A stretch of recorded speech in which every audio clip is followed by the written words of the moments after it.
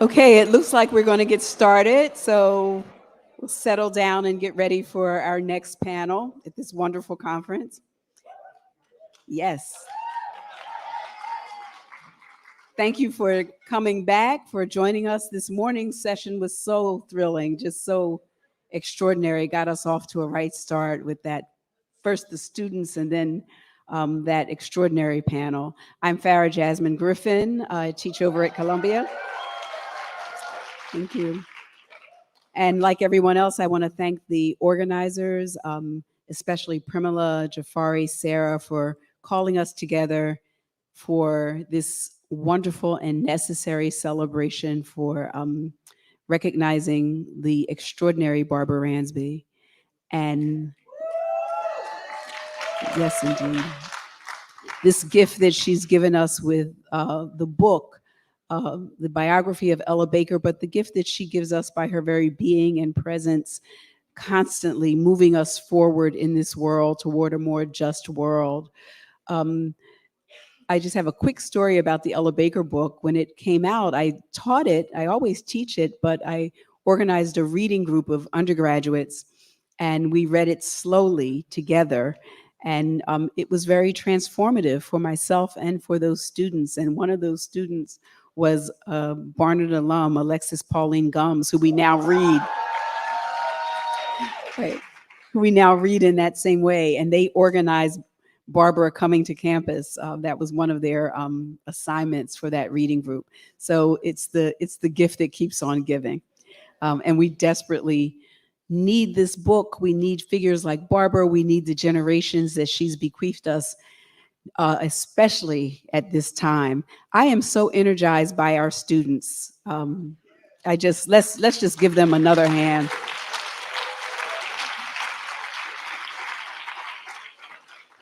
And I know that this is a difficult time. I know that it's a challenging time with all the censorship and everything that we're experiencing. But I was talking to Robyn. I've been here for 20 years, and the tide is turning. And that's why things are so challenging, because as Miriam Kaba said, you know, the days when you would go to a protest and you could throw a stone and hit everyone, those days are over. Things have changed. And so you just need to know that this is a very unique moment in time in history. So thank you, young people, for moving us forward. Ella Baker knew that. One of my students, actually, who was in the audience, Michaela, asked a question about teaching.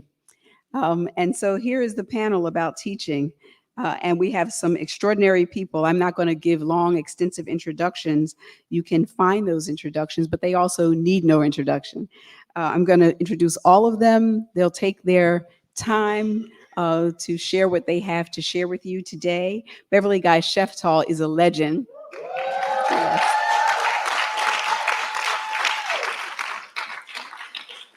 She has paved the Black feminist path that we all walk.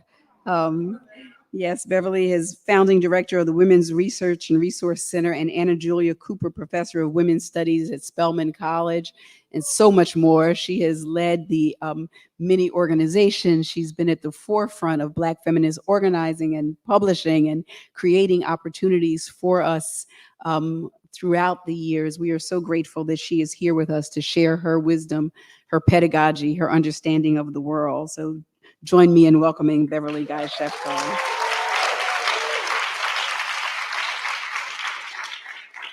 Robyn C. Spencer Antoine is a historian who focuses on Black social protests after World War II, urban and working class radicalism, and gender. She's the author of The Revolution Has Come, Black Power, Gender, and the Black Panther Party in Oakland.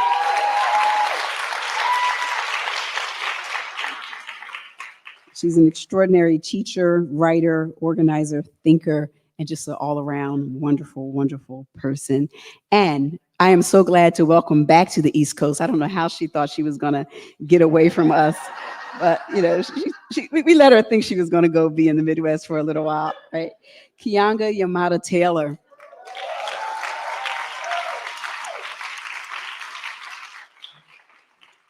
I can't even name all the ways that she's written, books that she's written, published. She's author of Race for Profit, How Banks and Real Estate industry undermined Black home ownership, Black Lives Matter, from Black Lives Matter to the Black Liberation Movement, all of her essays and op-ed pieces and things that she's one of those thinkers who you go to when you want to know how to shape and inform your own thinking. You wonder, what is Keanga thinking? How does she make us think? So let's welcome Keanga to this panel as well.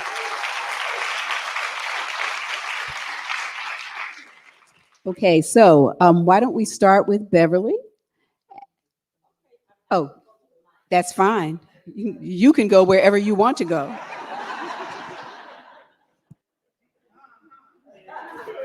Good afternoon. One of the things that I have to always begin by saying when I'm in Farah's company is that Sage, a scholarly journal on Black women, published Farah when she was an undergraduate student. And her essays were so good, we couldn't just pick one, we picked two. And we said to ourselves, we're going to hear from Farah one of these days. So she was an exquisite, amazing writer as an undergraduate at Harvard. Yes. So I want to just say that. I have a little confession, as Robyn did. I had to scribble on the plane. I can't really write because of hand problems, but I'm going to do the best that I can. In addition to thanking everybody, I just want to say, Barbara, thank you for your friendship and the model of an amazing human being, in addition to your activism and scholarship. And she's a lot of fun.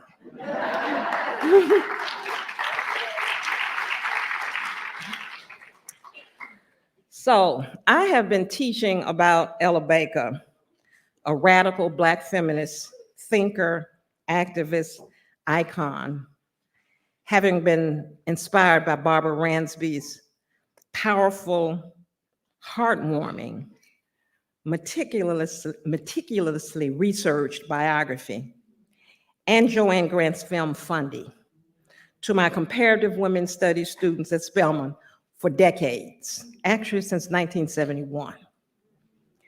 This has been for me a deeply personal and important pedagogical project for several reasons. First, given my location as a student at Spelman, since the early 60s during the student uprisings in Atlanta. It was Ella Baker who was one of the most important catalysts, architects of that movement, given her history with SNCC, and you all have heard that history. I need to mention two persons in particular in this regard who were deeply impacted by Miss Baker. That's what she was called, Miss Baker. Gwendolyn Robinson, my homegirl from Memphis since the 6th grade, and Professor Howard Zinn, whose history class we had the pleasure, Gwen and I, among many others, of sitting in. Gwen and I came to Spelman in 1962, and she made the scary and life-changing decision to join SNCC, and later the Mississippi Laurel Project during our sophomore year, where she was radicalized by Miss Baker and the movement.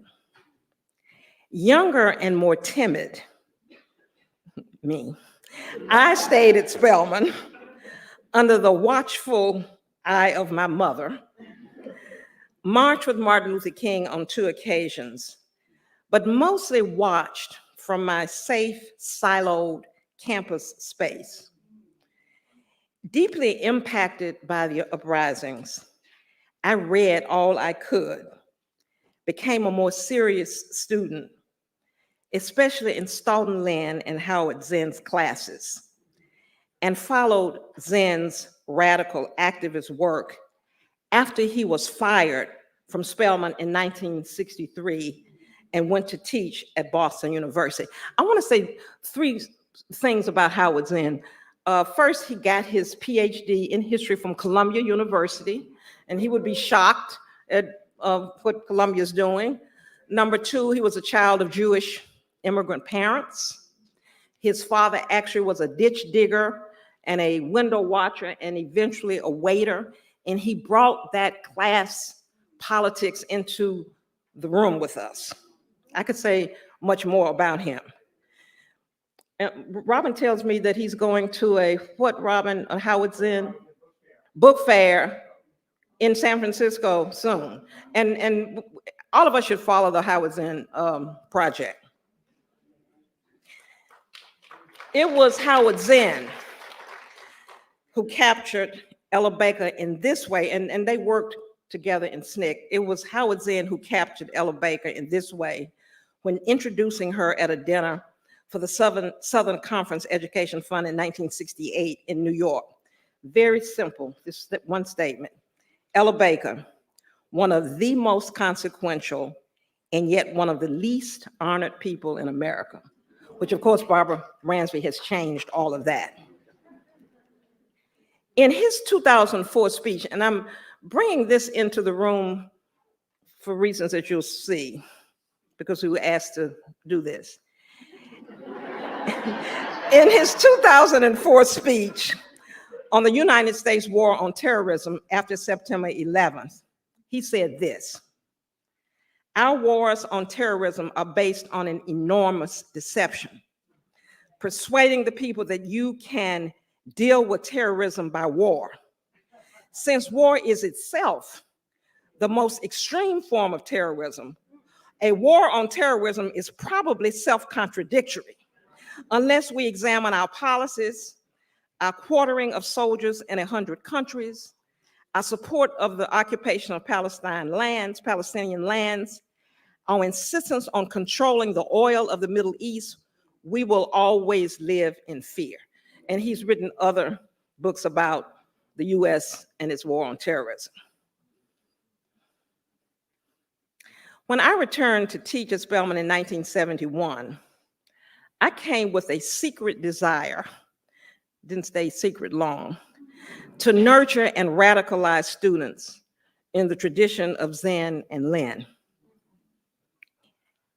in the ways that other students, including me, though I was quiet then, had been politicized around imperialism and capitalism.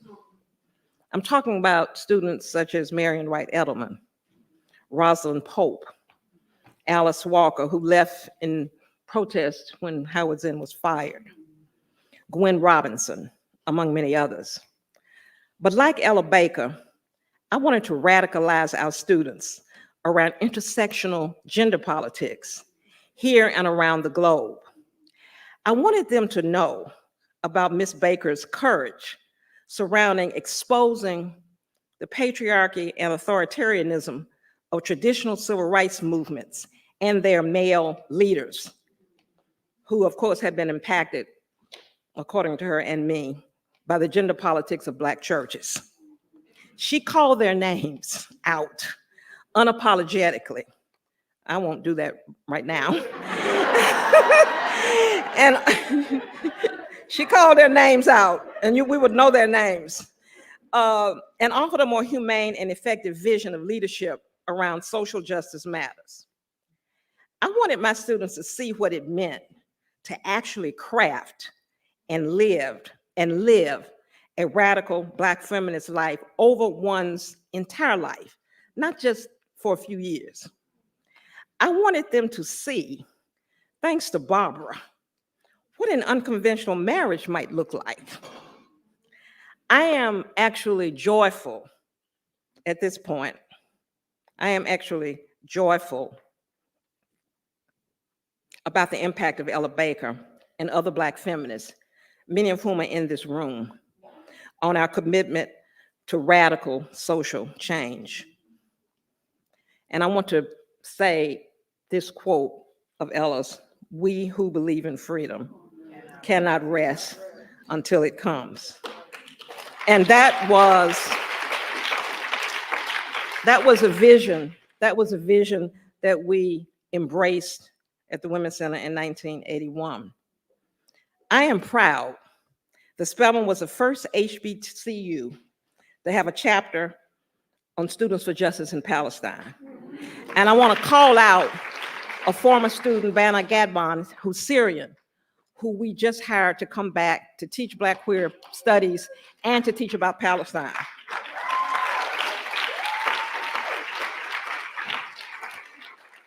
I am very proud of our student attacks on Nellie's misogynistic lyrics and tip drill.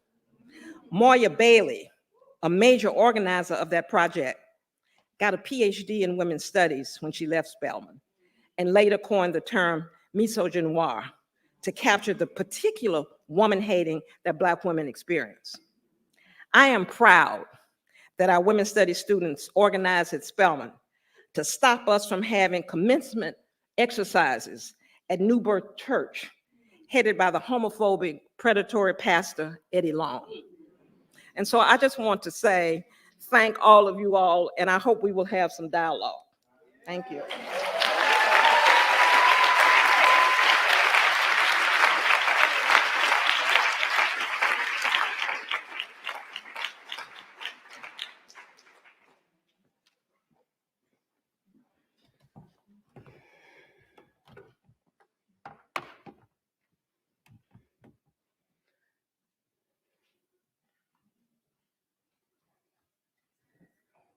Hello.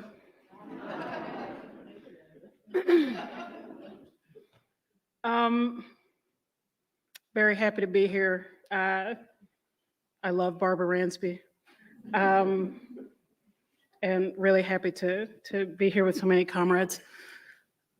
I'm just going to talk.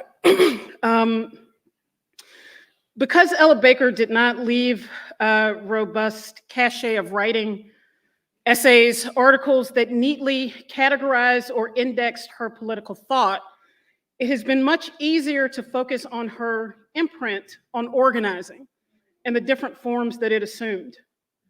So there is much more discussion about her rejection of top-down organizing, her contention that strong people don't need strong leaders, and her cultivation of participatory democracy than there is about Baker's political ideas. Barbara Ransby's biography helped to distill from Baker's approaches to political organizing the substance or content of Baker's politics. Baker organized in an egalitarian way to facilitate bottom-up democracy and accountability within grassroots organizations because it allowed for those with whom she aligned herself with, those on the bottom, the marginalized and the oppressed, to be seen and heard. Baker was most concerned with facilitating movement conditions that allowed each to think for themselves, to own their participation within a movement, and to ultimately be responsible to the movement by being accountable and responsible for each other organizing within it. But not in a way that cut organizers off from the most affected by the issues that had caused the movement to develop in the first place, but by humbly listening and truly identifying with the oppressed, not representing them or acting on their behalf, but deeply identifying with their oppression and marginalization.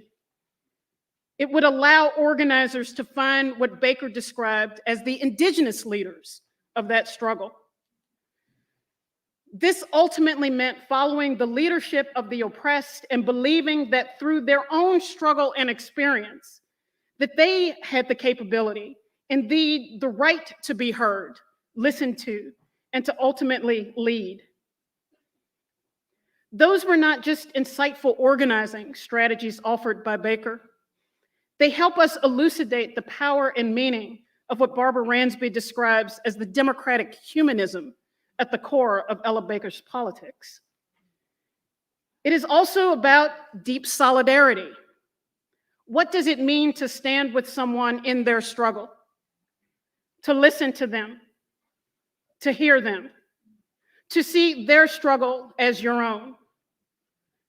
The form of organization and organizing is imbued with the content of a deep, abiding belief that those at the bottom can lead and that the rest of us can humble ourselves, that we can learn from them. Who teaches the teacher? Everything that the organizer purports to know and understand about struggle and movements has come from those ordinary people who have dared to engage in struggle even when it required great sacrifice. But beyond democratic humanism, Baker was a revolutionary, a socialist, who believed that social movements were not just a vehicle to usher in political reform, but that they also crystallized the limits of reform and the need for more substantive change. When speaking about the sit-in movement in 1960, she described the evolution of activists involved, going from the demand to be able to sit at lunch counters to questioning the society that they were trying to integrate themselves into. She said, quote, "I think the period that is most important to most of us now is the period when we begin to question whether we really want it in. Even though the sit-in movement started off primarily as a method of getting in, it led to the concept of questioning whether it was worth trying to get in. The first effort was able to sit down at the lunch counters," close quote. The question of, quote, whether we really wanted in was one rooted in a deeper understanding that the problems in the United States were not just about exclusion, racism, or discrimination, but the resistance of the South to this simple request, and the passivity of Northern liberals in the face of simple requests of Black Southerners raised bigger questions about the nature of American society more generally. How could the United States, the most powerful nation to emerge from the Second World War, allow its Black citizens to be disenfranchised and legally subjected to a form of third-class citizenship? And outside of the South, how in this wealthy nation were Black children in Chicago and Philadelphia being mauled to death by rats in substandard housing? How in this democracy that was so great that we were willing to go to war in Vietnam to spread it, were Black people subject to the humiliating and deadly violence of police brutality? Why, in an age of so-called American affluence, were Black workers trapped in dirty, deadly, and low-paid jobs? Ella Baker counseled that if we wanted to get to the deeper issue, then we had to ask different questions. We had to think differently. In a well-known quote, she said, quote, "In order for us as poor and oppressed people to become a part of a society that is meaningful, the system under which we now exist has to be radically changed. This means that we are going to have to learn to think in radical terms." I use the term radical in its original meaning, getting down to and understanding the root cause. It means facing a system that does not lend itself to your needs and devising means by which you can change that system.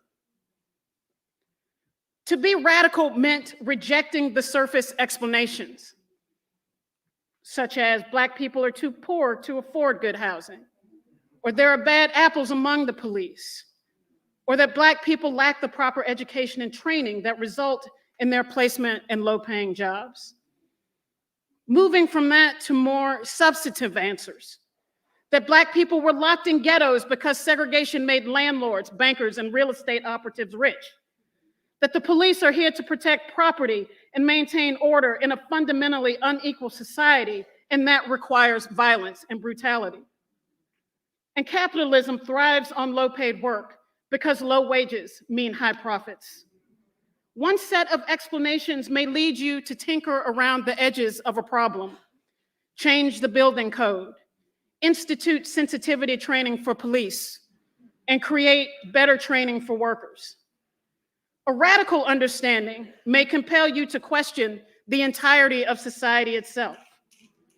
For Baker, a radical consciousness, one that got to the root cause of the problem, was also a call for action. If we understand a Baker method, it is this: radical consciousness compels us to act in deep solidarity with the intention of addressing the underlying issues and resisting the comfort of settling for the surface explanation. It requires us to reach beyond the already convinced, the choir, to draw new people into struggle. Baker's method has never been more important than in this political moment. This morning, Israel resumed airstrikes across Gaza, resuming its destructive and deadly siege. This is not a war.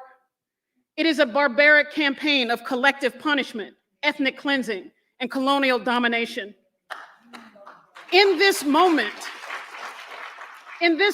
some of us as citizens of the United States have an obligation to speak out and resist, because this is as much a war of the United States as it is a war of Israel.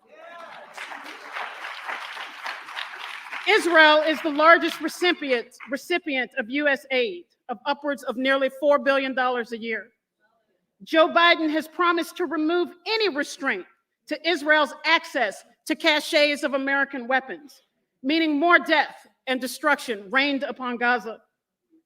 In this moment, we must reject the extraordinary racism that is present in every equivocation, every pause, every breath that seeks to excuse the mass murder of at least 15,000 Palestinians in the last 7 weeks.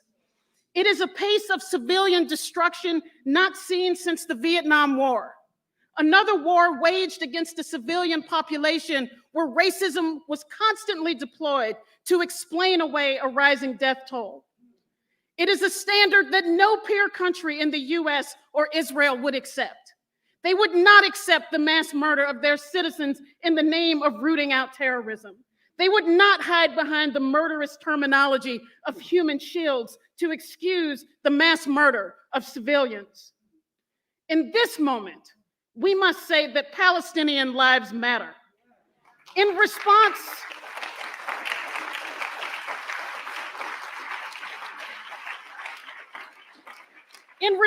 to this slaughter in Gaza, we must say that Palestinian lives matter.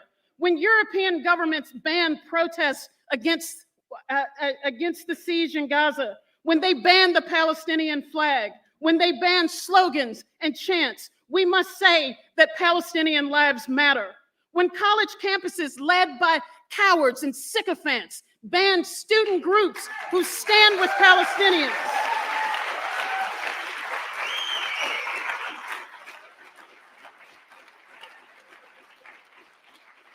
when they ban student groups who stand with Palestinians, even as Palestinian American students are shot in the streets, we must say that Palestinian lives matter.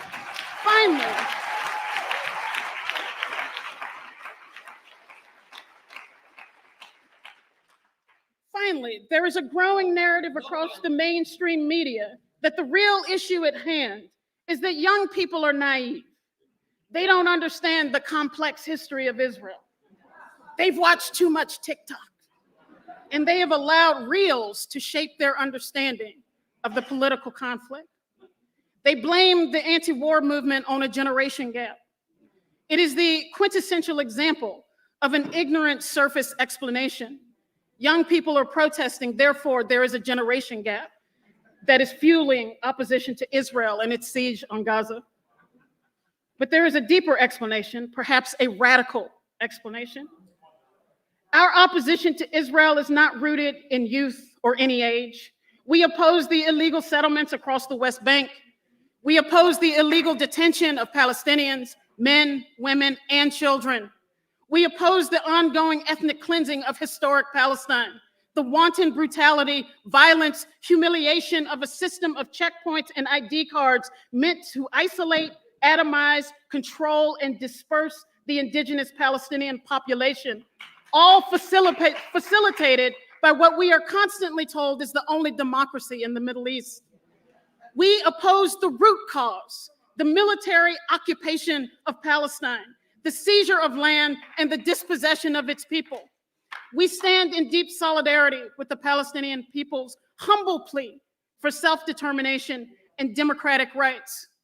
And to the extent that young people are disproportionately represented in this movement, it is because they have been bequeathed a broken world of racism, debt, war, and a climate that is hurtling towards unsustainability for the human species. They have earned the right to be cynical about the millionaires and billionaires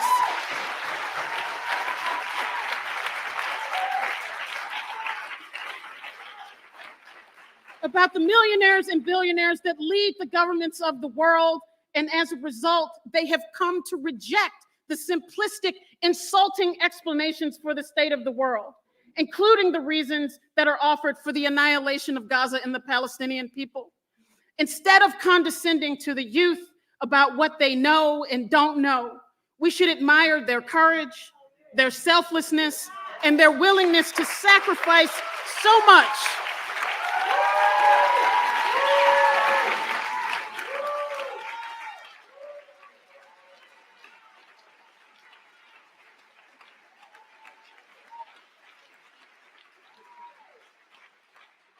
we stand with them in their willingness to sacrifice so much to stand with the oppressed. This unto itself is a celebration of the true spirit and legacy of Ella Baker.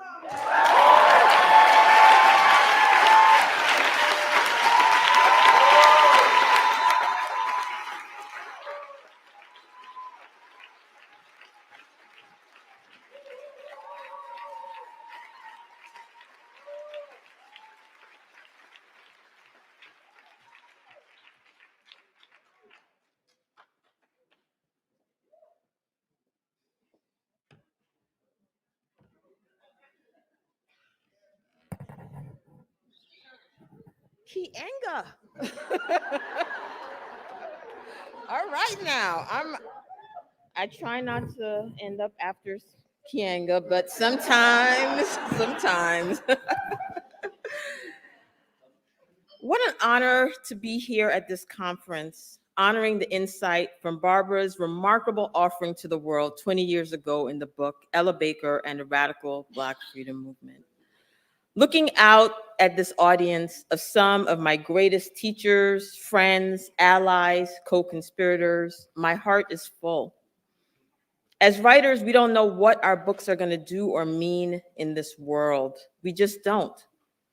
Those of us who write not for prize committees or tenure demands or for the historiography or advances, but dare to hope that our words can be swords or shields or oxygen or mirrors, who meet what can be a cold, cruel, violent world with our resistance and self-determination and art through words on the page, who imagine that our words and the worlds that they conjure can be tools that can find their way into the hands of people who have been demonized and denied, the so-called human animals, the people who are dubbed no angels, who reside in so-called shithole countries. Some writers imagine that our words can be tools that can find their way into the hands of the people, who can use them to clarify and edify and undo and remake systems and structures of oppression. We imagine that these folks will read, listen, learn, criticize, reframe us, riff off us, correct us, lead us. Well, for those of us who aspire to all that, Barbara Ransby herself, the scholar, the thinker, the advocate, the frontliner, the community builder, the organizer, has to be one of the most inspirational public intellectuals on the planet.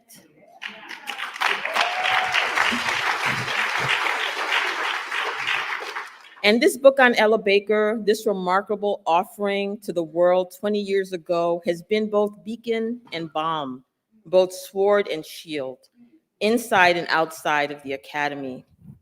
5 years before Charles Payne's analysis of the organizing tradition in Greenwood, Mississippi in the 1960s, Barbara's analysis placed Baker in a long political tradition of Black women, organizing from Black Baptist movements to Depression-era Harlem, to democratic socialist organizations.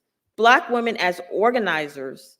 This simple fact is so key because the great man, the Montgomery to Memphis model that was so prevalent 20 years ago has been shape-shifting, durable, and hard to kill.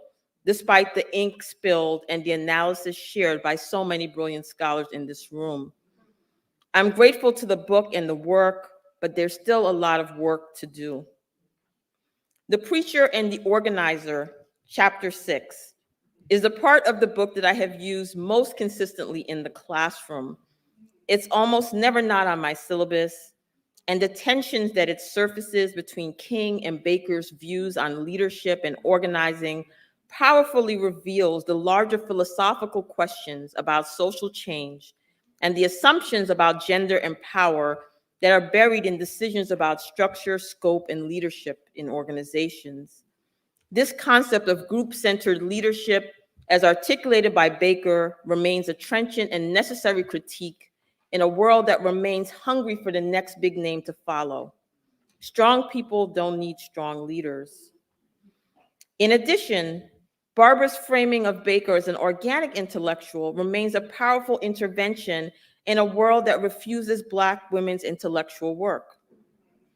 There is now growing work on Barbara Christian, Adrienne Rich, Audre Lorde, Toni Cade Bambara, Frances Beale, and Barbara Smith. But there's still not enough recognition of the fact that some of us are theorists. Providing an interior look at Baker's political trajectory retold the history of the Black freedom movement through a lens that was decidedly feminist, radical, and transformative. Barbara also shared Ella with the world through her activism and the creation of many organizations and initiatives that have carried on insights from Ella Baker's work. I want to focus on one of the many that I was part of, Ella's Daughters.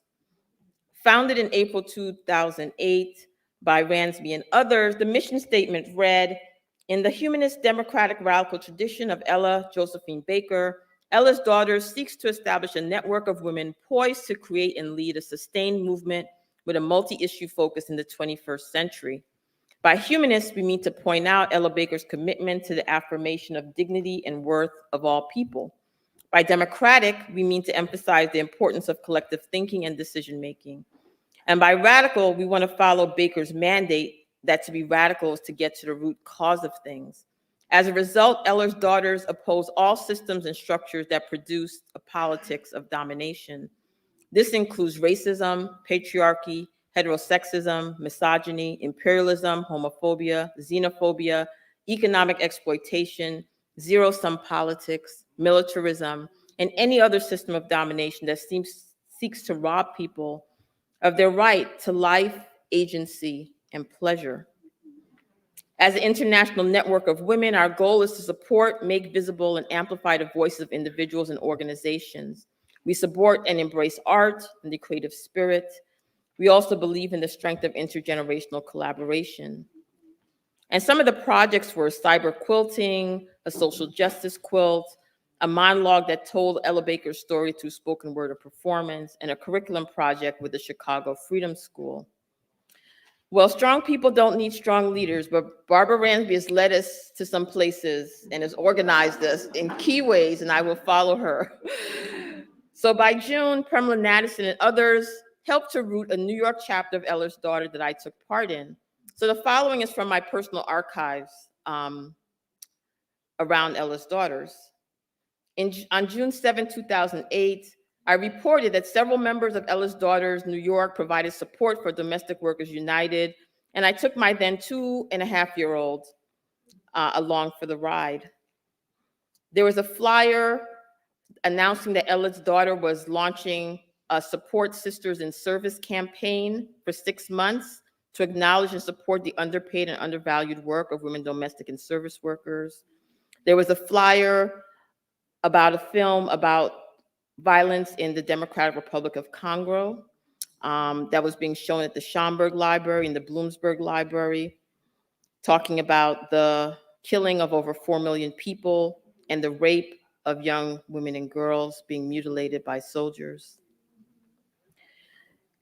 An email from 2008 said, "It seems like a no-brainer to learn more about Ella Baker. If you Google her, you will see that her name graces several university and grassroots organizations, including a group in New York called Sadie Nash, who took the Ella in Ella." Any Sadie Nash people out here?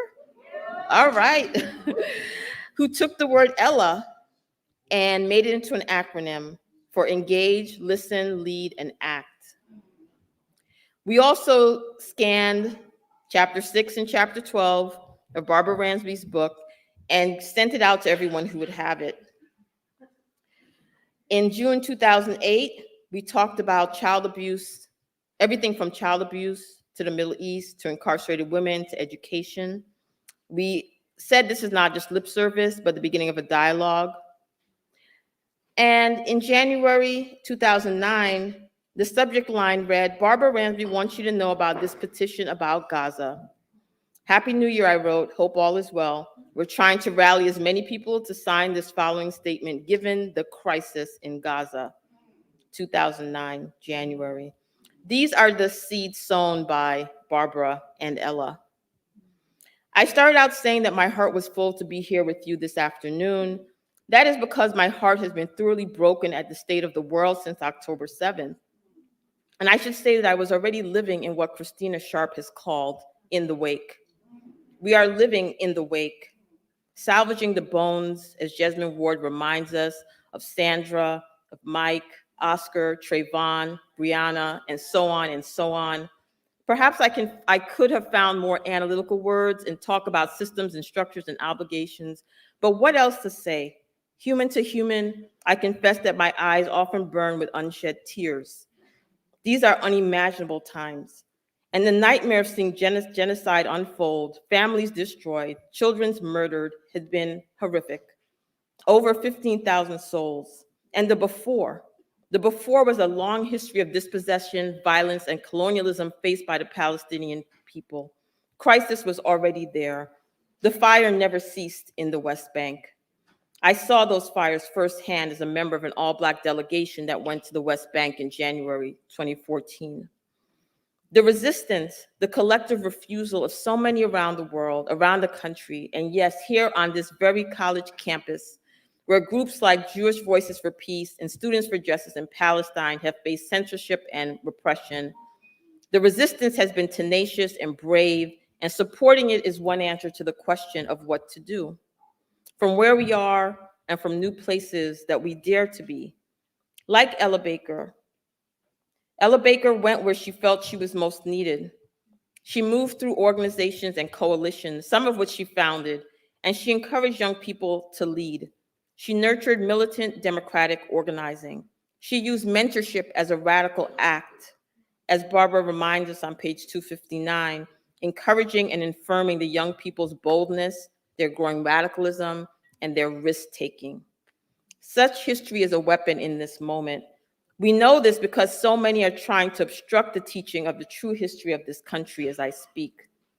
So I want to share some comments from my students who encountered Ella Baker, usually for the first time, in my Black Freedom Movement course. Ella Baker was a revolutionary. Radical change for Ella Baker was about a relentless and expanded dialogue, debate, consensus, reflection, and struggle. Ella Baker held an affinity for the most oppressed sectors of her society. Ella wanted to democratize the organization by empowering local and regional leaders, by emphasizing grassroots struggle. She pushed for organizations to look at the bottom of the class hierarchy for motivation and not the top. I was very awestruck when reading Barbara Ransby's priceless book on Ella Baker. I share these insights from my students, not because they're unique or profound or revelatory, but because they represent actionable knowledge. This knowledge is like seeds. This is the weapon of history. History teaches us how to survive the horrors that we wake up to every day. And as someone who spent decades in the bloodiest of archives to unearth the resistance to Black freedom making, I have learned a lot about courage, what it took to face down the risk to your livelihood, your family, your very life. No one wrote this down anywhere, but it was in fact all over the archive. The answer is simple and profound. Organized refusal of the status quo. Imagine and work to build the world you want to see. History reminds us that resistance works. It matters. It transforms people. It clarifies. Things are very clear now. In the moment, as hundreds of thousands of people stand up all around the country and use history on the side of justice for the people of Palestine, understanding the power of resistance is one of the most profound things we can do. Ella Baker said, "The struggle is eternal, the tribe increases, somebody else carries on." There will be an after, and this moment right here will become a before. One of the most powerful things we can do is believe in and fight for an after where there will be peace in the Middle East and Palestine will be a free and self-determining place. Build towards it, do the work, believe in the possibility. In this moment, I claim this after.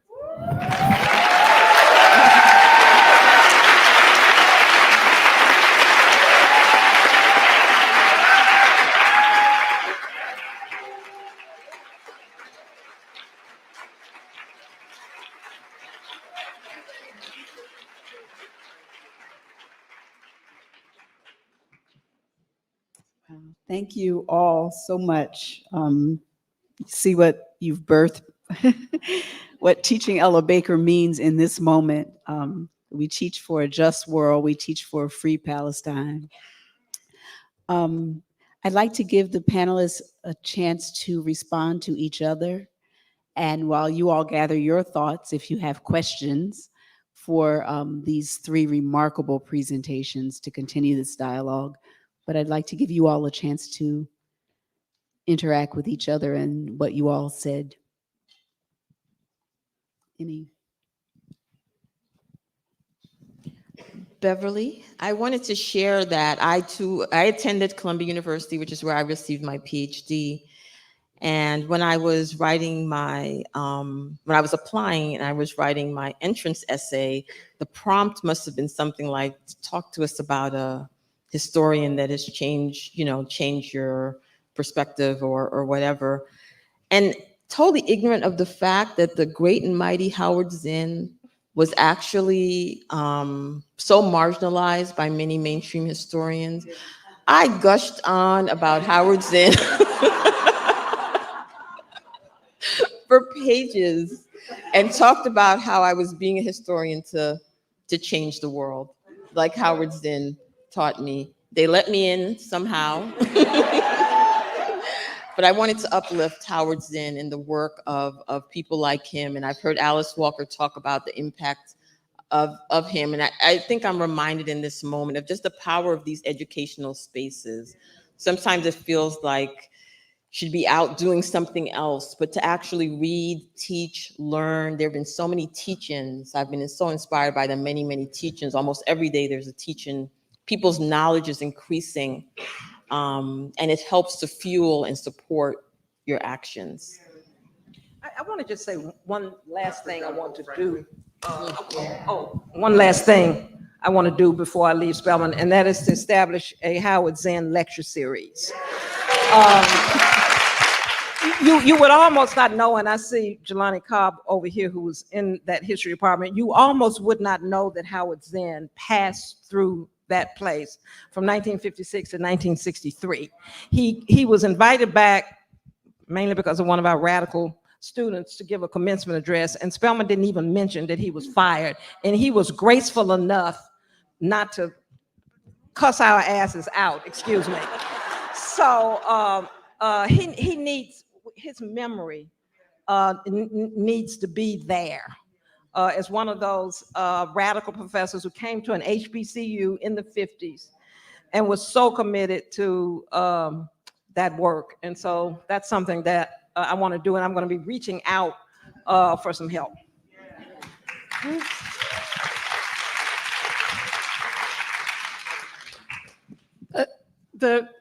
Just following on that, Howard Zinn published a book in 1967 called The Logic of Withdrawal about the US getting out of Vietnam. And there's a chapter in that book called Violence, the Moral Equivalence, that talks about the Vietnam War and the mass killing of civilians that is very resonant with today. And so I'm also an editor with a publication that I helped to start called Hammer and Hope, and we're gonna republish that chapter we have a Palestine issue coming out in February, but I would encourage all of you to read it and to discuss it and to talk about the parallels between the US bombing in Vietnam and what Israel is doing in Gaza right now. Questions from the audience? There's a hand here and one back here. There's a mic coming. Hi, would like to take the conversation, if I may, in a slightly different direction. One of the things that's happening now, and I'm thinking about somebody like Rasma, for example, is this idea of activism meeting somatic practice. And I'm just wondering if you can talk about that a bit.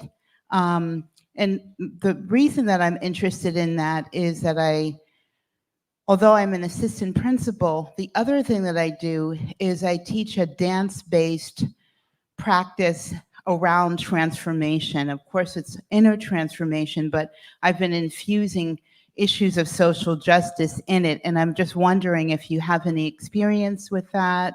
And, if you can talk about that, if you have.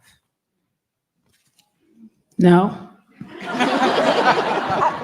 I'm not sure I understood the semantic, what you were asking about. Okay, so I know Somatic. somatic, yeah. So you're familiar with Rasma. I mentioned him because he he wrote In My Grandmother's Hands. He talks, so in this book, which came out around the same time of Black Lives Matter's ascending to prominence, and there were all these books that got people to look at issues of anti-Blackness. In his work, he approached it from a somatic, like, why is this, right? We can think about it in terms of economics, we can think about it politically, but why is this beyond that, right? Because human beings are very social creatures.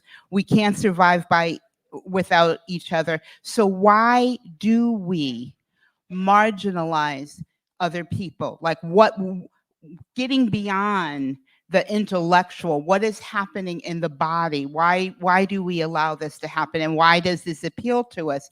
And what he says is that he gives a lot of historic reasons. He talks about the fact that hurt people, that it's epigenetic, that we carry trauma forward, and that in Europe, because of the Roman occupation, that there are people that have this trauma that then allowed them, because of this trauma, to traumatize other people. So I know this is a little long-winded and I don't want to take up too much time. I just want to kind of give you a thread of where I'm going with this.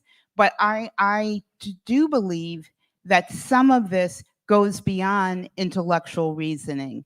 Some of this is felt sense that is in the body. And I was just hoping that someone might have some ideas for me. I don't know that this particular panel could address that. I mean, I do think that there are probably groups and organizations of people dealing with this, particularly around movement, not movement, political movement, but dance theory and things like that, that I have read about dealing with some of the issues you're raising. But this panel on teaching Ella Baker, I don't know that anyone can address it as clearly as you would like to have it addressed right now. Thank you, though. Thank you. Yes.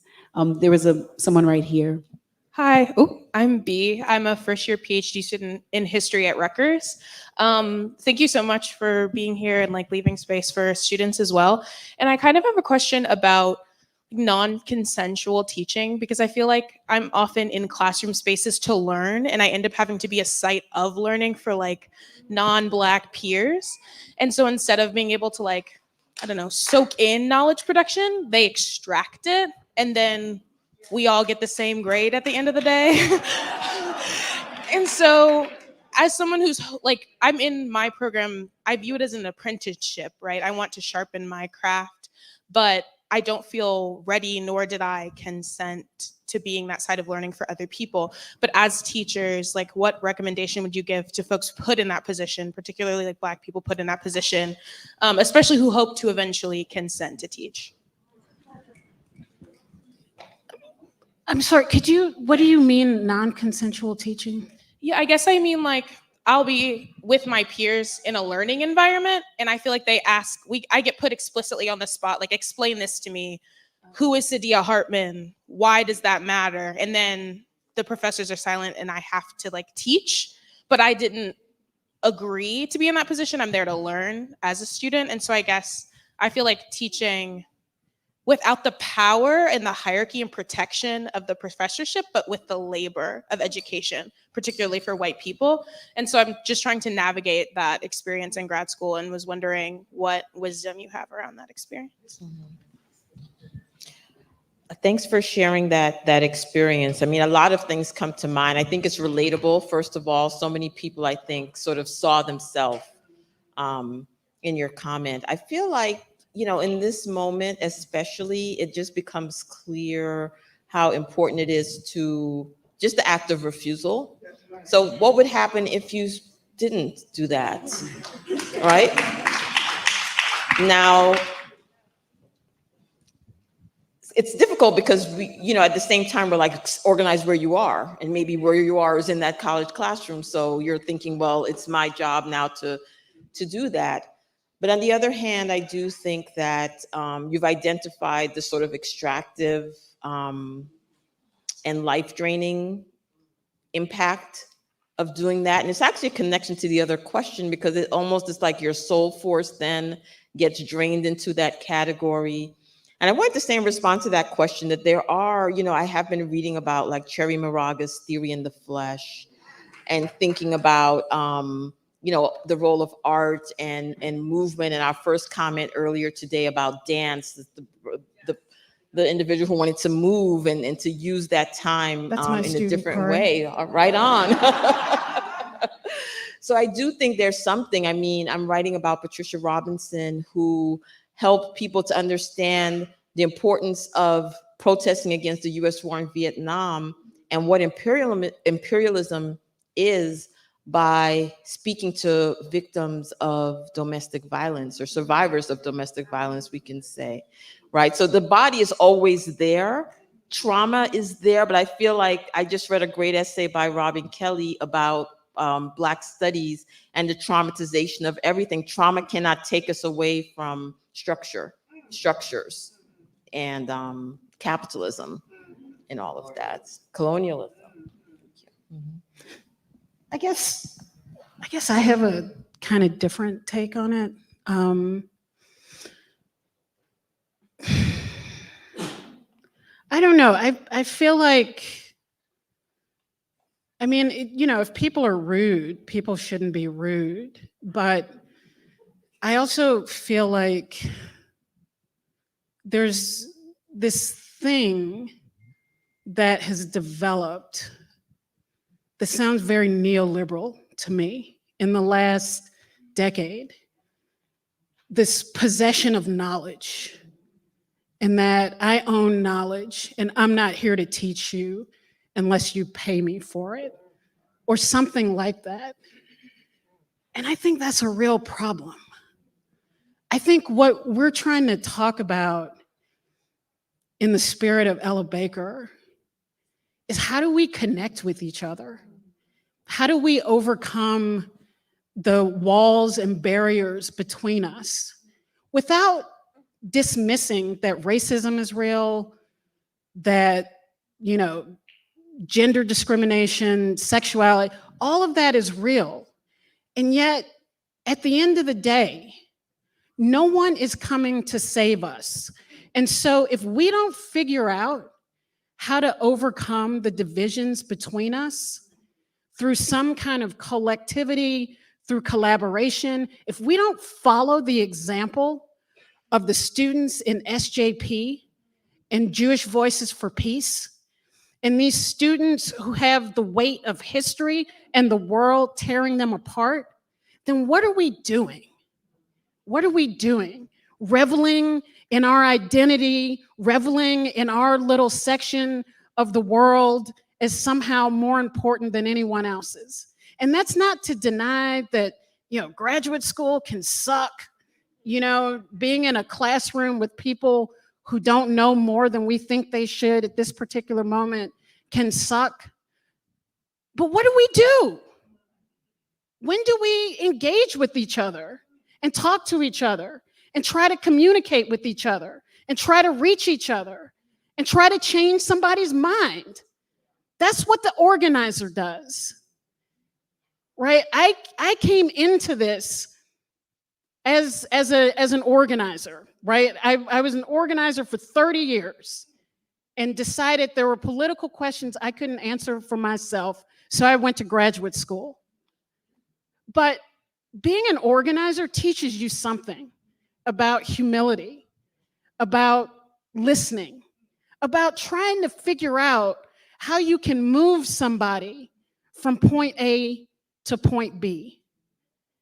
And it seems like that's where we're at right now, is that either we're going to try to figure it out together to change this world that is rapidly moving towards unsustainability, that we can't inhabit the earth anymore. So we're either going to figure out how to figure it out together, or we're going to fucking perish.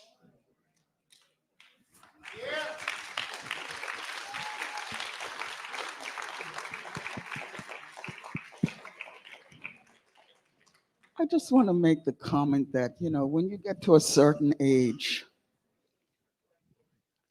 you learn how to say no. But you learn how to say no kindly. And the way you say no kindly is to say there is much that you need to learn. You have to do the work. Here are some clues. Go ye forth.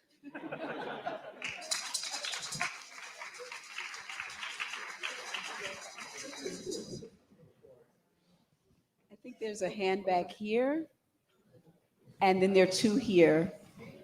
Three. Oh, someone has a mic here already. Yes, okay. Hello, hello. Yes. Oh, there you go. How you doing? Thank you so much for this conversation. My name is Carlos. I'm the parent of 2 elementary school age students in New York City at the Ella Baker School. Yes, I wish I could be as excited about what we do and what the school does to live up to this amazing human being. But we're doing a reading group. A number of the parents are here, some teachers, where we're reading the book. So Dr. Ransby, thank you so much for that gift. We've been having great conversations as parents. We definitely want to grow the conversation because I don't think many parents know who Ella Baker was and how important she is to where we are in the world now and moving forward. So just generally, I guess I'm interested in what would you all say about, or to parents, educators, students, young students as a K through 8 school, a pre-K through 8 school here in the city, about Ella Baker, about what we should be doing beyond reading groups, beyond a yearly birthday celebration of Ella Baker. So yeah, I'd love to hear from you all. Thank you.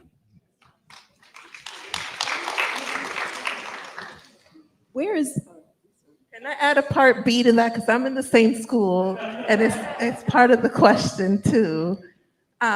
So we all at the Ella Baker School, by the way, my name is Maria Lynn. Thank you so much for being here in this conversation. We have been organizing at the school. We've been speaking a lot about Ella Baker. And, to add to Carlos's question, some of the things that we grapple with is, the school is a progressive school, and we are teaching our children to advocate for themselves. We're teaching them to resist. They're also young children. It's a K-8 school. And so I guess part of my B question to what Carlos is asking is, how do we as parents, when we're engaging in conversations or in relationship with our children, and they are also being resistant in their ways, right? We can lean into that conversation or that engagement and use the work of Ella Baker to raise children who advocate for themselves in spaces where we are not always welcome, and grow human beings that are in alignment with like what Ella Baker's actually teaching, and be able to resist the powers that be when we send our children out into the world. Where is the Ella Baker School located? 67 and 2nd. Okay. But it's an interesting school because it has families from all over the city. Okay. Yeah. So it's not, it's unknown.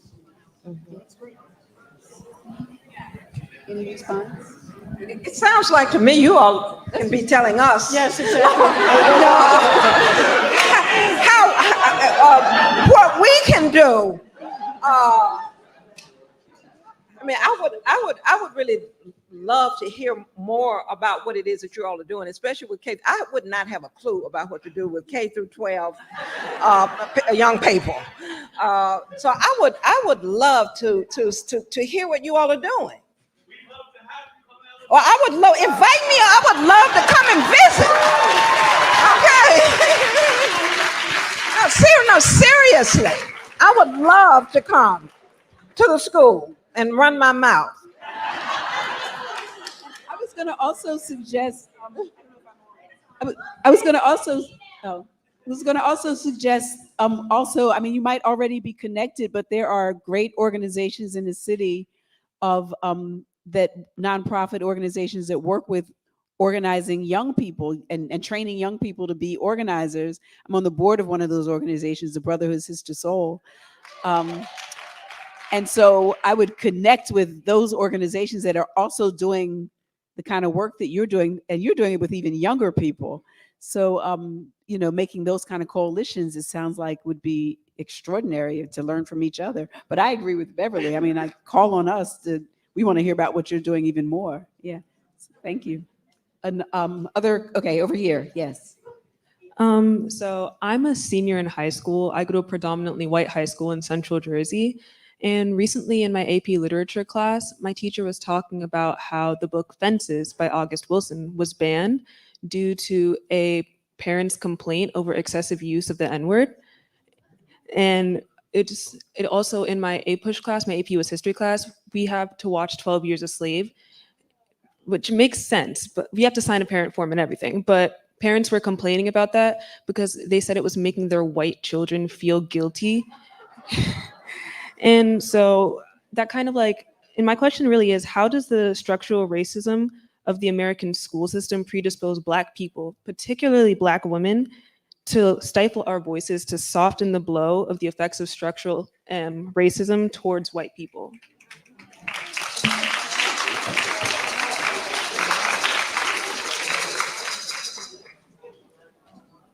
So, what was your question? I mean, we're kind of in awe of you.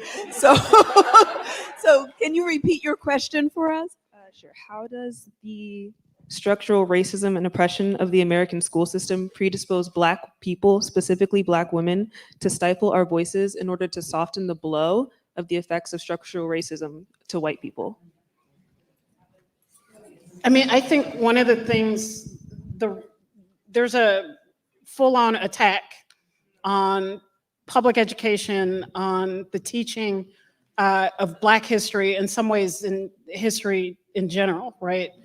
And, you know, I think part of this is the backlash, you know, to Black Lives Matter, the backlash to the protests in 2020. The former governor of Wisconsin, Scott Walker, said after the midterm elections last November that Republicans were losing races because they'd lost the youth. And what they were talking about is the number of young white people who were protesting in 2020. They see it in the protests now. And there's a war over ideas and a war for the youth. And that's part of what this orientation is about, saying that the opposition to the war in Palestine is about a generation gap, right? That is, we have to go after the youth. And that is why they're focused and oriented on college campuses as well, because they have been losing this battle. And so I think that, you know, what you're observing, obviously, is in relationship to that and is connected to that. And so, you know, that is part of the question that people were responding to earlier. Like, what does it mean to then organize where you're at and to be in touch with other students who are recognizing what it is that you're recognizing, and to resist this effort to stifle you and your peers' ability to learn the truth, you know. And I think that that's also about understanding why they don't want young people to know the truth, because the truth has consequences. And it's not, you know, there are consequences that may deal with the roiling of society and protests and things like that. But if what Black people say, for example, is true about systemic racism, about the history and compliance of the US state and private sector forces in marginalizing and discriminating against Black people, then maybe Black people's claims to reparations are real, right? Maybe Black people's claims to demands for programmatic structural reform are real. So there are consequences to this, which is why they are so dogged in their determination to attack education in particular. And we have to, you know, talk about and think about ways that we respond to that. Oh, yes. So Robyn, myself, and Colin Kaepernick co-edited a book called Our History Has Always Been Contraband, which is about the attack on Black studies and the texts that have been banned,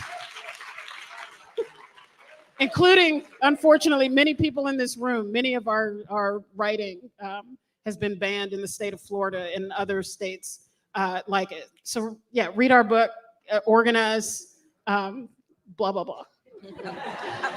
I was just quickly say, you might want to go on the website of African American Policy Forum, which is one of the organizations that's taken on banning of books, attacks on critical race theory, attacks on queer studies, and there's a lot on that website and a lot of organizing.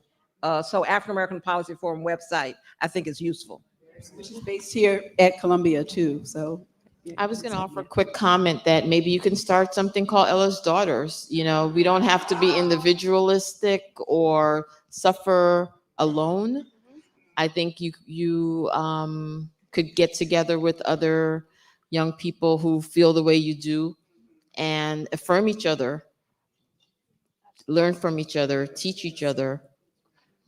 I was going to recommend that too. Like, you know, you don't, sometimes these efforts to silence you or to censor you are exactly what you need, the energy, the kind of being energized to organize on your own. You don't need those classrooms to read, right? You don't need that.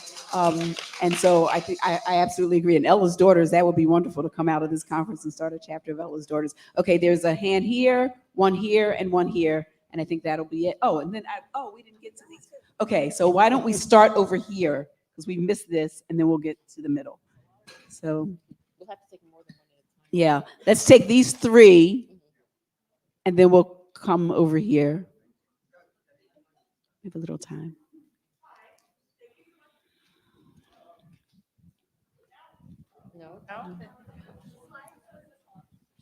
There? Oh, Yes, hi. yes.